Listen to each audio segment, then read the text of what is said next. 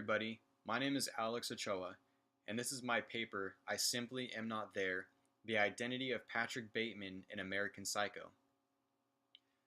Bret Easton Ellis's third and most controversial novel, American Psycho, has challenged the minds and critical skill of literary experts and enthusiasts for over 2 decades. American Psycho has caused stir among its readers not only for its graphic nature, but also for its ability to evade an absolute decoding of meaning. Immediately after this book's release, critics were busy forming their own ideas on the significance of the central character Patrick Bateman. People wanted to know what caused Patrick Bateman's psychosis. Patrick Bateman is a 26-year-old yuppie, full-time banker at financial firm Pearson Pierce, part-time serial killer living in Manhattan in the 1980s. There is one section of interior monologue that is perhaps the most studied section by critics in attempts to uncover his identity. Quote, "There is an idea of a Patrick Bateman, some kind of abstraction, but there is no real me, only an entity, something illusory. And though I can hide my cold gaze, and you can shake my hand, feel flesh gripping yours, and maybe you can even sense our lifestyles are probably comparable, I simply am not there." Bateman's entire identity, especially his feeling of being not there, is reflected of Karl Marx's perception of the man victim of capitalism. This man, as Marx presumes, succumbs to alienation, fetishism, and ideology. Patrick Bateman's identity and reason for all of his actions can be understood best through the critical work of Karl Marx on capitalism. Patrick Bateman is described as totally GQ and the boy next door. Bateman is often mistaken for a model because of the absurd amount of attention he pays to his physical appearance because, as he says, what's on the inside is, quote, whatever. He seems successful and happy with his well-paying job, expensive Manhattan apartment, and beautiful girlfriend. However, something is the matter deep down inside his near-perfect physique. Something dark and horrifying is fighting to surface itself from within. Patrick Bateman is a product, or commodity, of his environment. Consumerism in the 1980s was taking people by storm as technology and information was advancing rapidly, making it nearly impossible for people to avoid media, advertisements, and big brand names.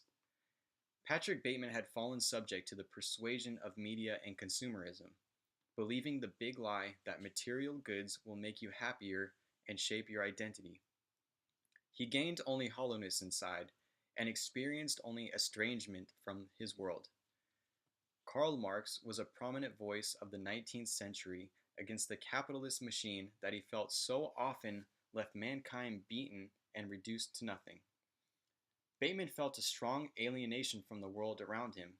His girlfriend, likely feeling the same way about him, playfully asks, "You're not an extraterrestrial, are you, honey?"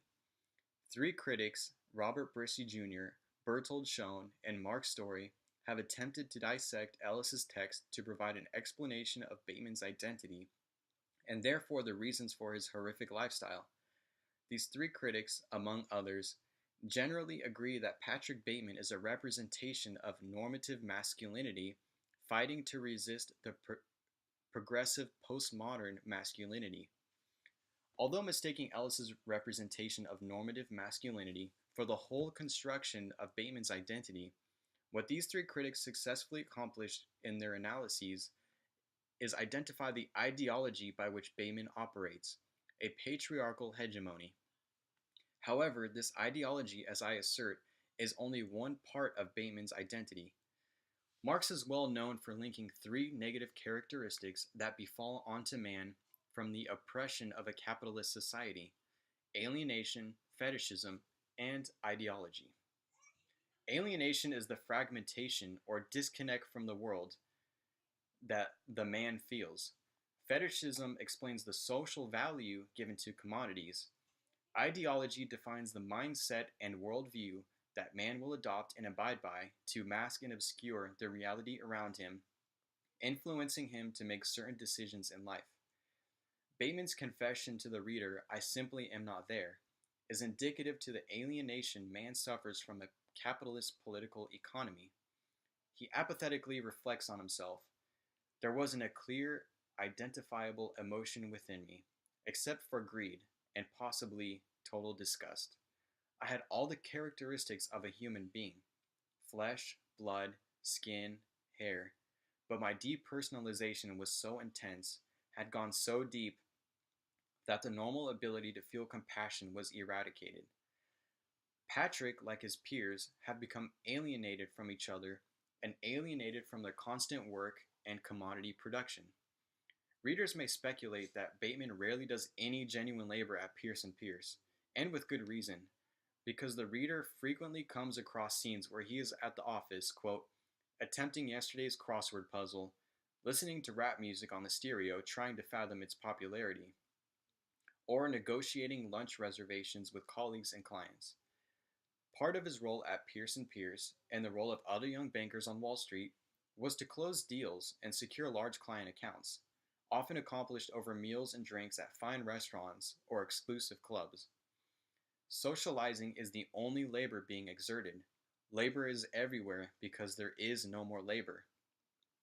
Bateman and his friends, Price and McDermott, and their colleagues do in fact work all the time. Work has become life.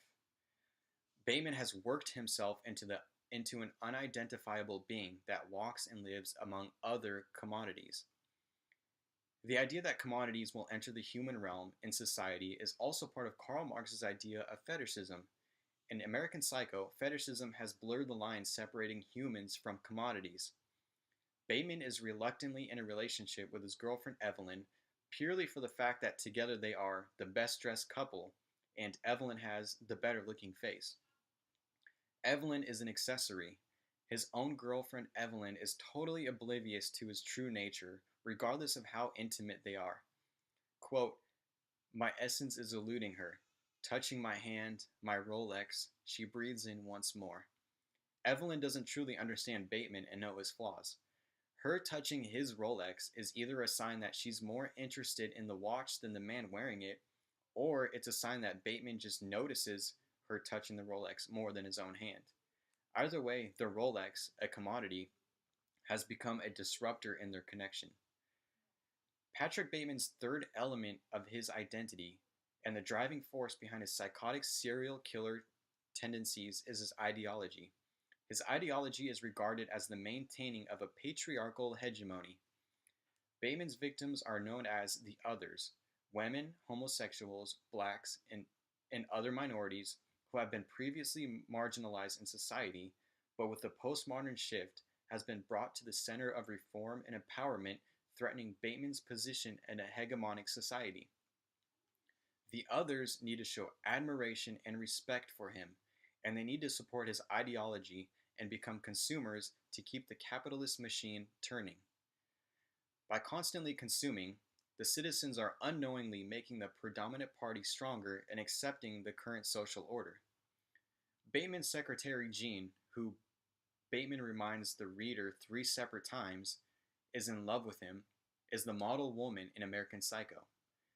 Jean is the only female peer in the novel who escapes Bateman's wickedness. Jean is naive, innocent, attractive, and most importantly, submissive. This is represented in her job title as Bateman's secretary. He is free to criticize her outfits and tell her, quote, do not wear that outfit again. Wear a dress, a skirt or something. And Jean happily obliges because she is infatuated with Bateman. Jean sees Patrick. While Evelyn only touches Bateman's Rolex, Jean squeezes Bateman's hand while looking him in the eyes. This display of affection is equally important to Bateman as her adherence to his ideology.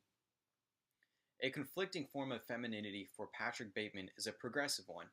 His ex-girlfriend from college, Bethany, had resembled an advancing form of femininity, or feminism, that was threatening Manhattan's patriarchal culture and therefore had to suffer Bateman's retaliation. When the two went out for lunch, Bateman offered to pay the bill until Bethany firmly said, no, I invited you. And when Bateman took the opportunity to inform her that he had a platinum American Express card to pay, she replied, so do I. Traditionally, the man made the invitation and paid for the meal anytime it was shared with a woman. Women were not supposed to pay for men, to have a lot of money like men, and certainly not to have a platinum card like Bateman. These things would make her his equal, and that is not acceptable in a patriarchal society. So he needed to either see his ideology crack and crumble before his eyes or eliminate his threat. He chose the latter. The threat of his current patriarchal social order fuels his violent nature. Karl Marx's theories on alienation, commodity fetishism, and ideology intertwine and now explain Patrick Bateman's character. Bateman's personal claim, "I simply am not there," reflects the obscurity and blending of his image in society. The "I" he speaks of is his facade, a happy, normal, secure citizen. His identity is constructed through consumption and never consciousness, which has created a void within himself. Because of this, he has no "I" to recognize. His facade isn't really there. The there is his society. Commodity fetishism has devalued humanity and given social value to commodities. People still operate within society. Their bodies are physically in society, but there is no human connection there. It's no mystery why Patrick Bateman would feel like a ghost in his own world when consumer capitalism has hijacked the species beings of citizens. There was no Patrick Bateman. He simply was not there. The decades of criticism of American Psycho has led to this point when we can understand his character more clearly with the theories of Karl Marx. Sometimes, as observed through the progression of criticism of American Psycho, the answer to better understanding literature is time. Thank you.